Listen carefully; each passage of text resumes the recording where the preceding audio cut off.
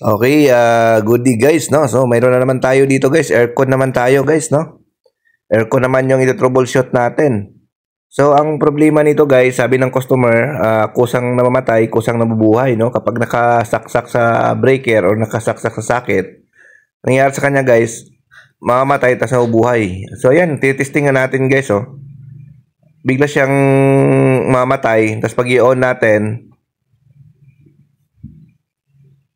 bigla siyang maya naman nabubuhay siya, no? So, sa mga tuwid guys, yung aircon na ito, kapag naka-on yung breaker guys, nakasaksak, ang nangyayari sa kanya, biglang nag-on, tapos maya nag-off, tapos on, tapos nag-off, no? Parang may multo. No, kusang ayan, tulad yan guys, so naka-on yan. Ayan. So, maya off, mag-off yan siya. Ayan, no? Tignan natin, yan. Ganda mo, may ilaw yan. Yan. So, maya yan guys, mamamatay. So, para siyang may multo guys. No, on off po yung function. Ayan, no, namatay siya, oh. Yan. On off yung ano niya, yung function niya. Kaya gagawin natin guys, baklasin natin to, no. So, ang problema nito guys, kapag ganito, no, nag-on, nag-off, kusa siyang nag-on, para siyang may multo guys, no. Yung iba kasi meron sinasabi na yung aircon daw nila, iniwan lang nilang naka-off, pag uwi nila, naka-on na.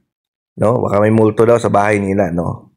So, hindi totoo yun, no? So, ang problema niyan, guys, ituturo namin sa inyo, no? So, ito po ay carrier, no? Pero applicable ito, guys, sa lahat ng brand, no? Ng aircon, no? Kapag yung aircon nyo ay kusang nabubuhay at saka kusang namamatay, no?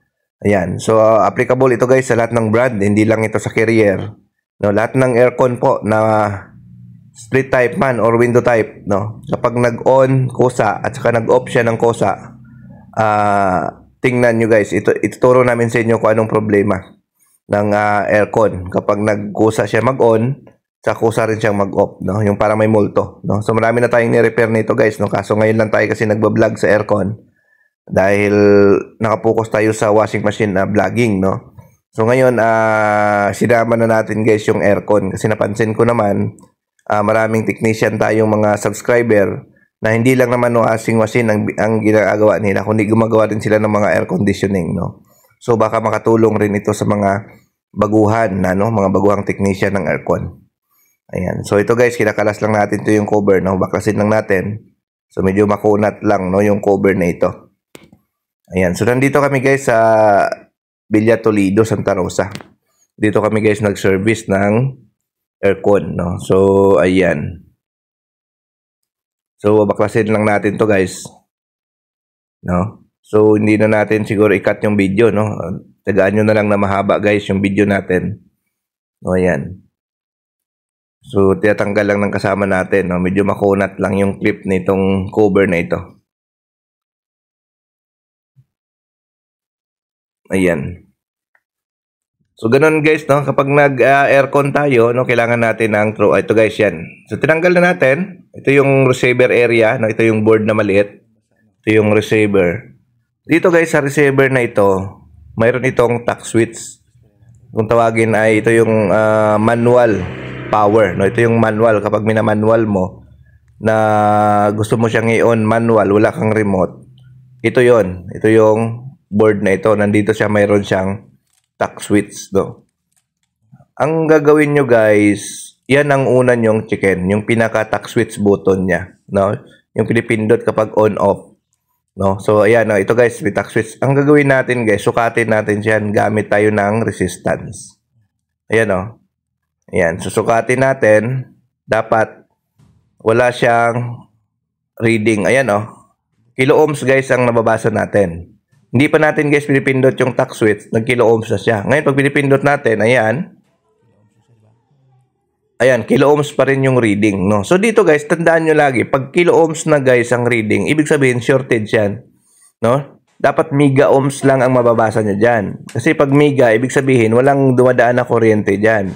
Pag kilo ohms guys, pumapasok na dyan yung kuryente. So nagkakaroon siya ng shortage. So ang nangyayari sa kanya, mag-o-on siya, tapos mag-o-off, mag-o-on, mag-o-off kasi pumapasok na yung kuryente dyan. Para siyang pinipindot na, no? Kaya tandaan nyo guys, pagka kilo ohms na ang reading, pinipindot nyo siya at saka hindi nyo pa pinipindot, lumalabas na. ang gagawin nyo dyan, bunutin nyo yung tack switch, no? So, yun lagi ang nagka-problema dyan. So, bubunutin natin yan, aalisin na natin.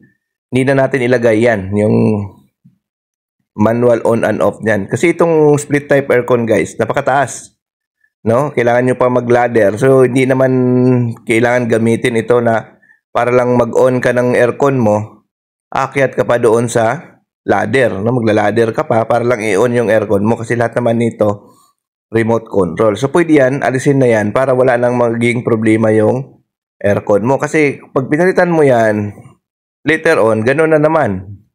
Mag-on off na naman yung aircon mo. So, dahil remote type naman itong mga split type natin, alisin na natin yan. No? Maliban na lang kung yung aircon nyo walang remote. No? Kung manual siya, so obligado kayong palitan yan.